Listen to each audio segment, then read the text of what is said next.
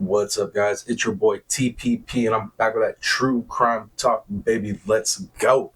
Before we jump into it, though, can you do me a huge favor? Smash that like.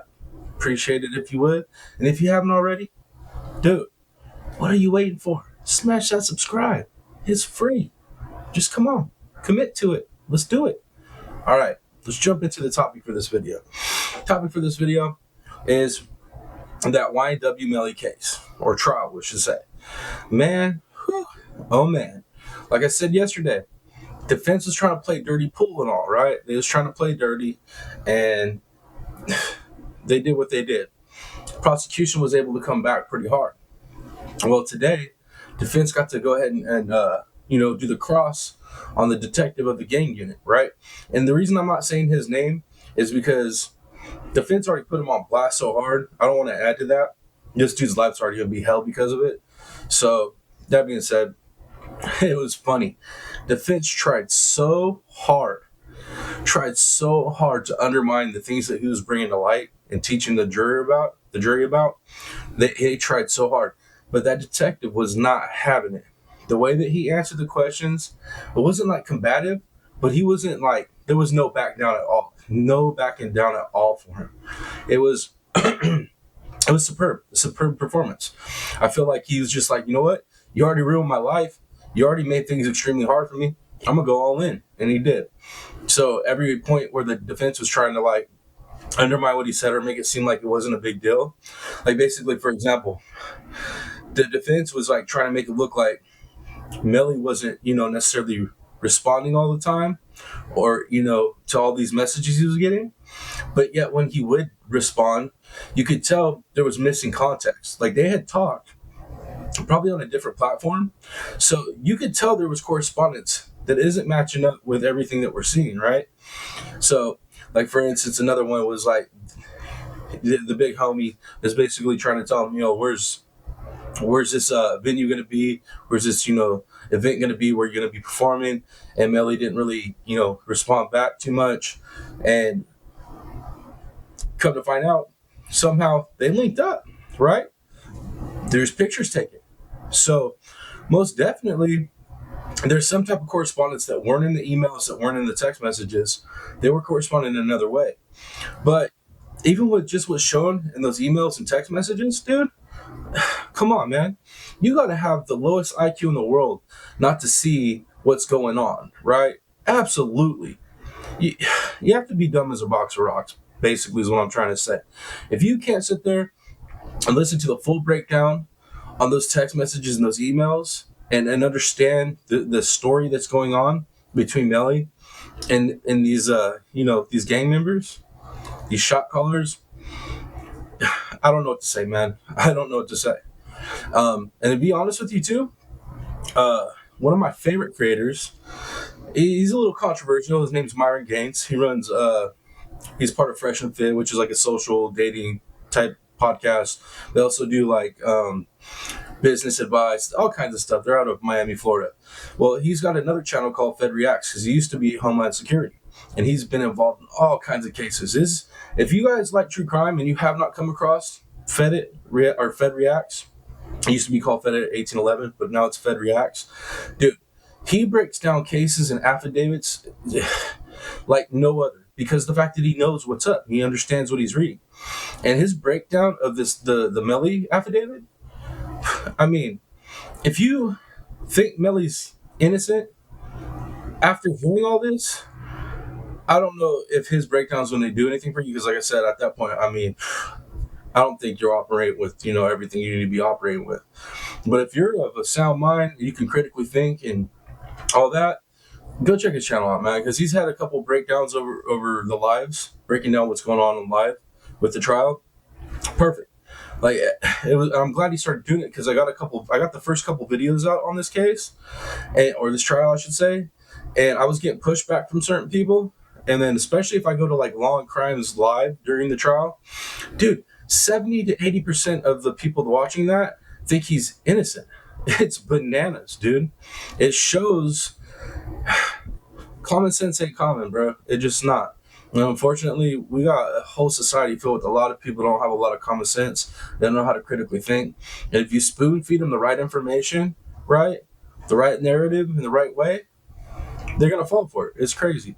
But anyways, if you guys haven't checked out Fed Reacts, check him out. He does amazing breakdowns. He covers all kinds of different stuff from, the Italian and Sicilian mobs to serial killers to, to RICO cases with these rappers, the whole nine. Dude, he's legit, absolutely legit, and I believe he should be a lot bigger than he is because the entertainment and the value and just the knowledge that he drops, it's second to none. Absolutely second to none. So I'd suggest checking him out.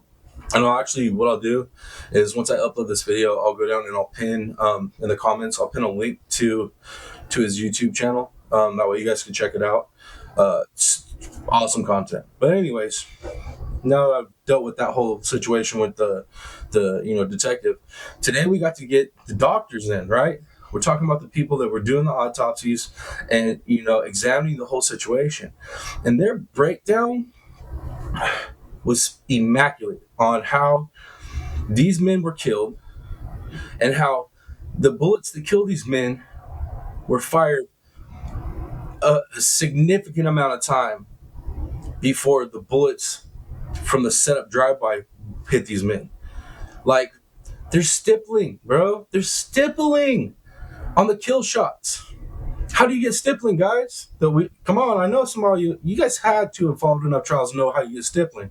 That gun has to be in vicinity. You're talking 3 inches to like 2.5, 3 feet.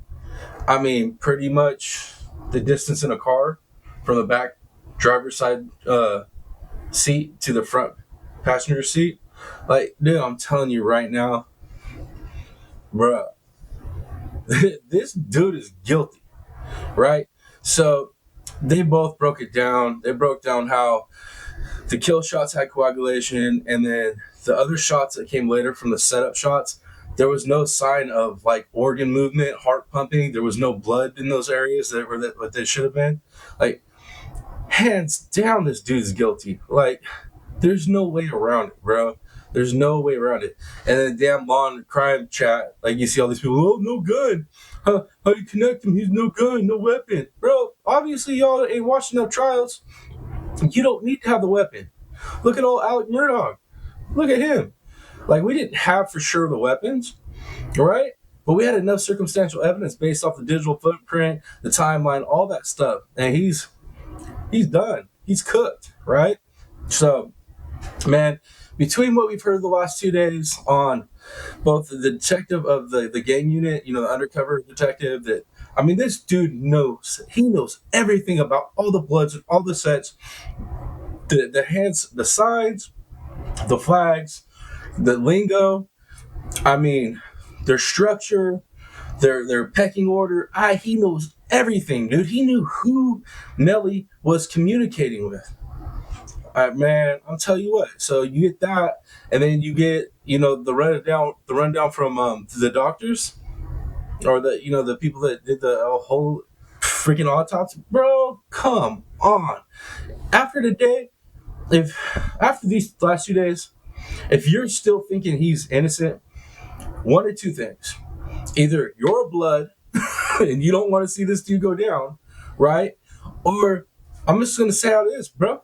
You're ignorant as shit. You're absolutely ignorant. That's all there is to it.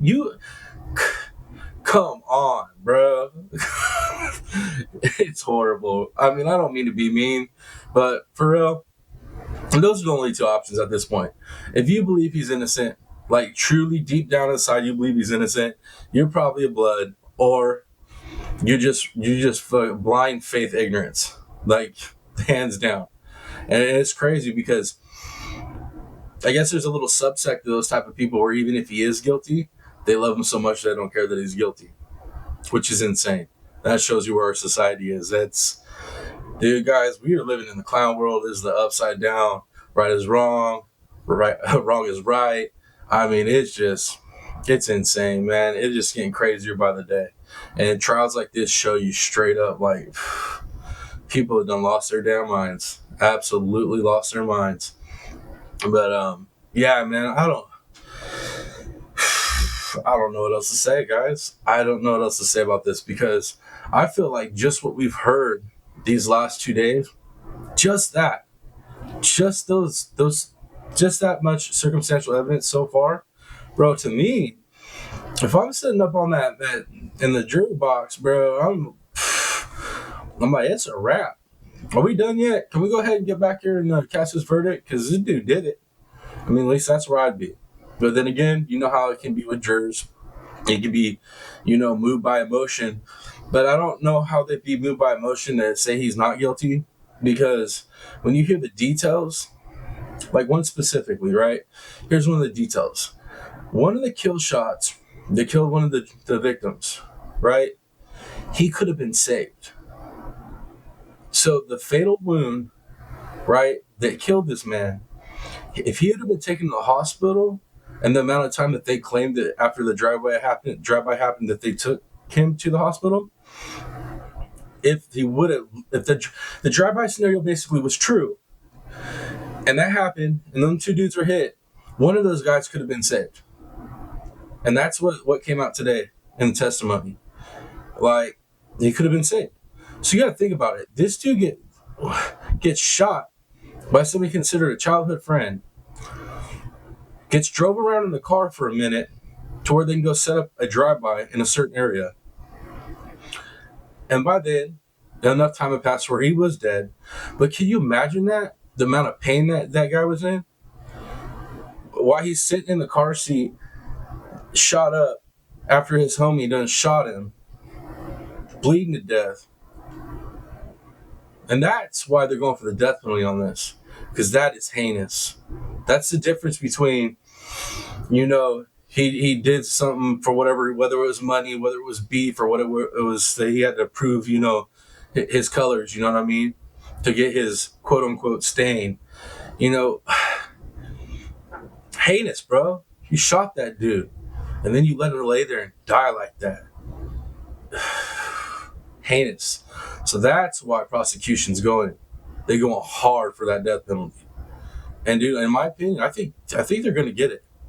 If this trial keeps going the way it's going, and the prosecution can keep doing what they're doing and laying it out there like that, man, I'm telling you right now, he's going to get it. He's going to get convicted.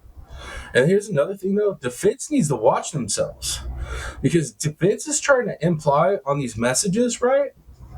They're trying to kind of imply that Melly wasn't really replying back, that he wasn't really going along with what, the shot callers were wanting him to do. And by implying that, they're kind of implying that could have been the reason why the fictional drive-by happened, right? Which we all know by the medical evidence, that drive-by stuff's cap, man. That's false. It is a false, fake story to cover Melly. That's all it is. But by them implying that, defense is putting kind of guilt off on the Bloods. You know what I mean? They're putting that off on the Bloods.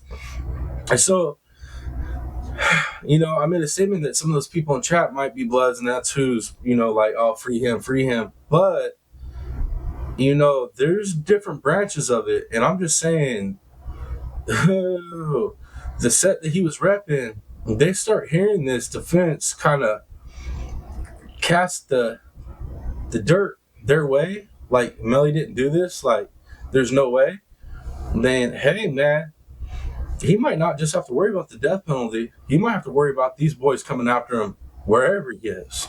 Like, say by some chance he gets off, right? But yet his defense is casting such a horrible shadow of guilt upon the set and the Bloods. And through this trial, because of what Melly did and how he got caught up, now you have this detective that has literally exposed the whole life, their whole world, to the international society, bro. It's not just here in America, but to everywhere. You tell me they ain't gonna be pissed about that? You tell me that don't break rules? Bro, so either way, man, he's cooked. By some miracle for him, he gets found innocent. He's gonna have to look over his shoulder and have armed security, and I don't think he's gonna last. I just sincerely don't think he's going to last in the streets. So I think either way he's screwed. But I wholeheartedly believe that he's going to get convicted for this, and I believe he's going to get death penalty. That's where I'm at with it. But yeah, guys, that's the rundown for today. That's my opinions on it so far. It ain't really changed much. It's just been cemented a little bit more and more by each testimony. And I'm interested to see what you all think. Anybody that's watching this trial or like keeping up the trial through me or maybe through somebody else, let me know what you guys think about all this. Do you agree with what I'm talking about? Do you disagree with it? Let me know your thoughts. I'd appreciate it. I'm really interested. I want to see what kind of people be following me and watch my videos. But other than that, guys, I'm gonna wrap this one up. Got some more videos to do, and you know what the deal is. Until next video, it's your boy, the Piscine Predator. Much love, y'all. I'm out. Peace.